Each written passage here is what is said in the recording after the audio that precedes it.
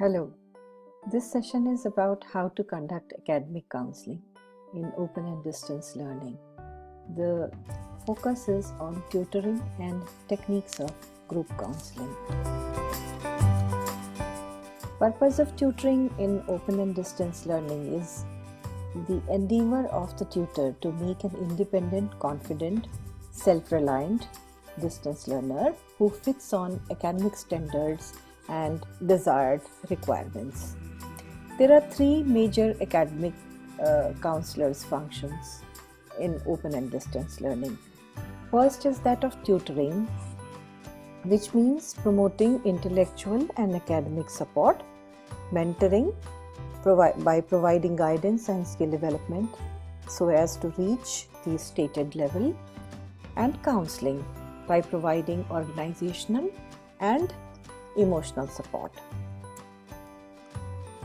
Role of a tutor is that of advising, academic advising, giving or providing academic instructions and coaching, monitoring the progress of learner through student tracking, academic assistance and academic assessment, academic facilitation, and supportive communication. Communication with the administrative staff and the record keeping is also an important function, as the tutor is supposed to pass on the grades and other assignment functions to the administrative staff and for uploading further with the university.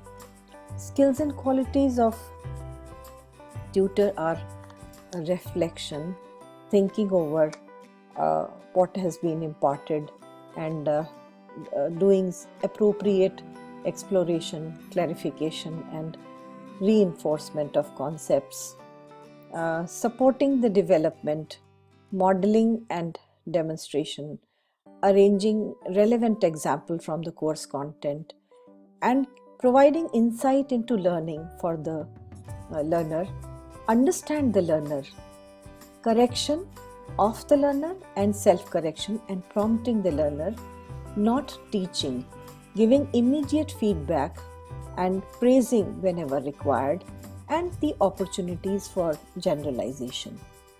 So, a tutor has to make the learner expressive, exploring and modifying the concepts, and balancing various contexts and views, and test their knowledge and ideas through various other activities.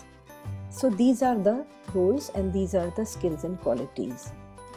What are the different styles? Depending on the style of tutoring will be the varying degree of interaction and independence, learner-centeredness, learner control, concentration on process and skills, and focus on content. So there are four different styles of tutoring. These are didactic, explicative, remedial, and facilitative. So these are four styles on the basis of which a tutor can be called as an expert or a facilitator or a reflective practitioner or an assessor. What are the problems and issues of students? The students in ODL, generally those who are at risk, lack motivation. Housewives and many professionals and many ODL learners have problem of heavy workload. They have an anxiety of writing assignments, which are teaching tools and which establish two-way communication, and that of term and examination. They lack study skills many a times, and they lack orientation to distance education, as they consider it as an easier mode of correspondence in which they have to just pass the exam and get a degree. Tutors, being teachers in the conventional institutions, have time constraints. They have problem of control of environment, and they don't know about distance learners, so nature of learners also poses a problem to them. In such situation, doing tutoring is a very tough task. For tutoring, they have to make strategies, assess the learner needs, access to technologies, and check the nature of the course, and check the time and other design the infrastructure and check the assigned time. The group counseling activities can be snowballing, in which they make groups and they discuss and then they assemble and finally come to some discussion end. Brainstorming, discussions, debates, making small syndicate groups, making buzz groups, which is when the session is in the middle, they start a buzz activity. Role playing, which is very important wherever the communication is the main focus.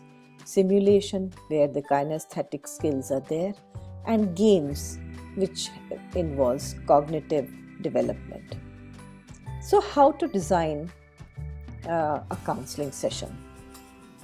For designing a counseling session, a tutor has to assess the learning needs, set time duration per counseling session by dividing the number of counseling sessions and days, review the learning objectives and set the time for each objective. Calculate the number of days and sessions required as per content, as I said earlier. Identify the blocks, units and hard spots. Check the queries and possible problem solving of those queries. Select appropriate method, that could be brainstorming, debate or group discussion. Plan time for various activities out of total time of session, that is 2.5 hours generally. Arrange all resources in advance and check even the web resources if he or she is going to make use of flipped classroom. Check class environment, that there is good, peaceful atmosphere and no commotion.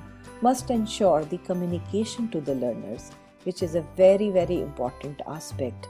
Using as many media for communication as possible to ensure that the learners participate and come to the counseling session.